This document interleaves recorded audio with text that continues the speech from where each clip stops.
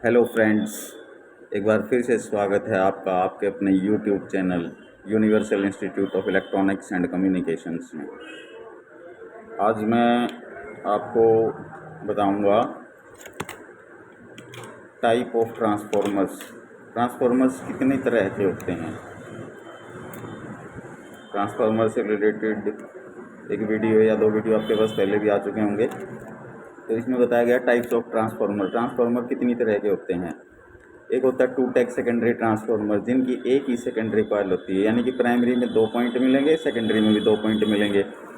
लेकिन इसकी प्राइमरी और सेकेंडरी की पहचान ये होती है कि प्राइमरी में लाल कलर की तार मिलेंगी और सेकेंडरी में दूसरे अदर कलर्स की तार मिलेंगी। सिंबल में भी प्राइमरी अलग और सेकेंडरी अलग, बस 2 पॉइंट एक साइड में, 2 एक साइड में।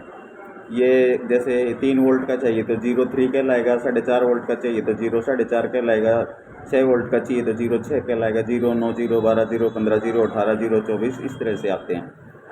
सेंटर टैप ट्रांसफार्मर दूसरा होता है centre tap transformer. 3 tags secondary transformer भी कहते हैं, जिनकी सेकेंडरी में 2 कॉइलें होती हैं और दोनों के एक एक सिरे आपस में जुड़े होते हैं, यानी एक कॉमन बन गया। एक सेकेंडरी 1 होगी, एक सेकेंडरी 2 होगी।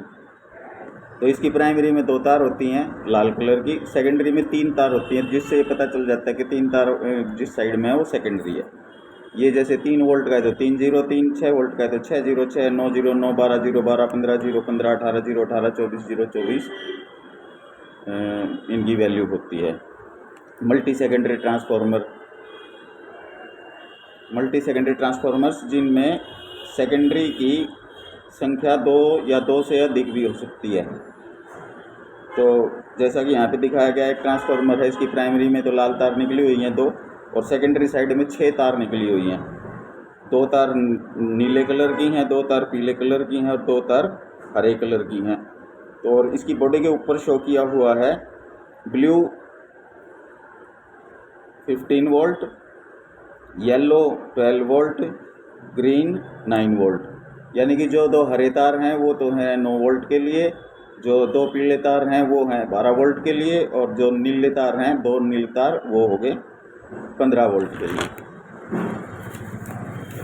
और भी ज़्यादा सेकेंडरीज हो सकती हैं, इनकी प्राइमरी अलग और सेकेंडरी अलग होती है।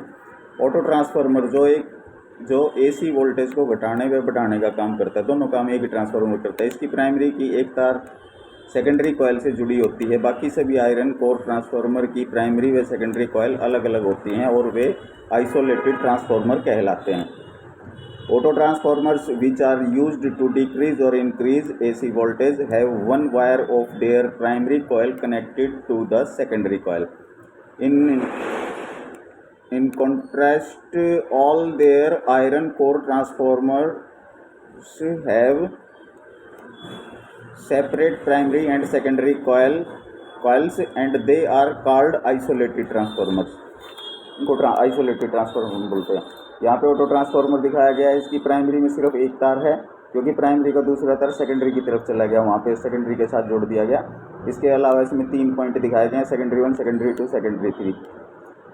तो इसको इस तरह से जोड़ा जाता है स्टेबलाइजर्स के अंदर के पीछे से ज़्यादा वोल्टेज आ जाए तो ये उसको कम कर देता है, और कम वोल्टेज आती है तो उसको ज़्यादा कर देता है। इसके सर्किट के साथ में रिले जोड़ दी जाती हैं जो इलेक्ट्रोमैग्नेटिक स्विच का काम करती हैं, जिसमें हमें मैनुअली कुछ नहीं करना पड़ता। जैसे ही वोल्टेज अप होती है वो ऑटोमेटिक डाउन वाले स्टेप पे चली जाती है, और जैसे ही डाउन होती है अप वाले स्टेप पे चली जाती है। इनका प्रयोग स्टेबलाइजर में फ्रिज व एसी के लिए किया जाता है। ट्रांसफार्मर बनाने के लिए प्लास्टिक के चौरस फॉर्मर पर वार्निश डी तांबे की तार को लपेटकर इसके ऊपर कुछ अलग चढ़ाकर ऊपर दूसरी कॉइल लपेटी जाती हैं। पहले लिपटी कॉइल प्राइमरी व बाकी सेकेंडरी कॉइल कहलाती हैं। To make a transformer, insulated copper wire is wrapped around a plastic or cardboard former and then insulator layer added by pressing them. The first wound coil is called the primary coil and rest are referred to as secondary coils. तो इसमें farmer 2 मैंने आपको दिखा भी रखा शायद पहले, इससे वो प्रैक्टिकल वीडियो था ट्रांसफार्मर्स और कॉइल्स और रिले को चेक करने के लिए। तो ट्रांसफार्मर से एसी वोल्टेज पे काम करते हैं। और जो रिले बताई थी मैंने, रिले के अंदर एक कॉइल होती है, जैसे 12 वोल्ट 200 ओम उस पर लिखा हुआ था, तो जैसे ही कॉयल के पॉइंट को हम 12 वोल्ट देंगे, उसमें एक डीसी एक मैग्नेट पैदा होगी, चुंबकीय, उसके अंदर एक शाफ्ट होती है, उसका चुंबक बन जाएगा जो ऊपर गई हुई पत्ती को पकड़ के नीचे खींच लेता है, जिससे उसके कॉन्टैक्ट पॉइंट चेंज हो जाते हैं। और जैसे ही हम कॉयल का करंट हटा लेते हैं तो वो स्प्रिंग खींच के उस पत्ती को वापस ऊपर ले जाता है, तो उसका कॉन्टैक्ट पॉइंट ऊपर वाले से जुड़ता है। तो ऊपर वाले पॉइंट को हम बोलते हैं नॉर्मली क्लोज्ड और नीचे वाले को बोलते हैं नॉर्मली ओपन। यानी कि जब हम उसको कोई वोल्टेज नहीं दे रहे हैं तो नॉर्मल टाइम में कॉमन पॉइंट जो है ऊपर वाले पॉइंट से जुड़ा होगा, और जैसे ही कॉयल को करंट देंगे उसमें मैग्नेट बनेगी, वो उस पत्ती को नीचे खींचेगा और वो नीचे वाली पत्ती के साथ अटैच हो जाएगा। तो इस तरह वही रिले इसके अंदर स्टेबलाइजर्स के अंदर यूज़ की जाती हैं, जो ऑटोमेटिक स्टेप अप और स्टेप डाउन के रूप में इस ट्रांसफार्मर का प्रयोग करती हैं।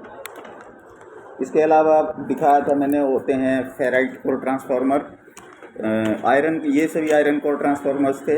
ये लो फ्रीक्वेंसी पे काम करते हैं, वज़न में बहुत भारी होते हैं, लोहे के बने होते हैं। फेराइट कोर ट्रांसफार्मर्स बिल्कुल छोटे होते हैं, हल्के होते हैं, उनके अंदर कोर जो है वो फेराइट कोर होती है, जैसा कि पहले प्रैक्टिकल वीडियो में दिखाया भी था, बताया भी था। तो अब तक हमने पढ़ा current, AC and DC voltage, resistors, coils, condensers and transformers, ये सभी पार्ट्स पैसिव एलिमेंट्स कहलाते हैं। अब जो नेक्स्ट चैप्टर आएगा वो आएगा सेमीकंडक्टर का। सेमीकंडक्टर से बने हुए पुर्जों को एक्टिव एलिमेंट्स कहते हैं। मतलब इलेक्ट्रॉनिक्स के अंदर जो प्रमुख कार्य होते हैं वो सारे काम एक्टिव एलिमेंट्स ही करते हैं। और ये जो अभी तक हमने पार्ट्स पढ़े हैं, देखे हैं, प्रैक्टिकली चेक किए हैं, ये सभी उन एक्टिव एलिमेंट्स की हेल्प करते हैं, passive element, as a passive element. तो नेक्स्ट चैप्टर में सेमीकंडक्टर के ऊपर डिस्कस करेंगे। Okay friends, thank you, bye, take care, good night. मिलते हैं अगले वीडियो में। चैनल को सब्सक्राइब कीजिए, बेल आइकन का बटन दबाइए, लाइक कीजिए और जितना हो सके शेयर कीजिए। बाय।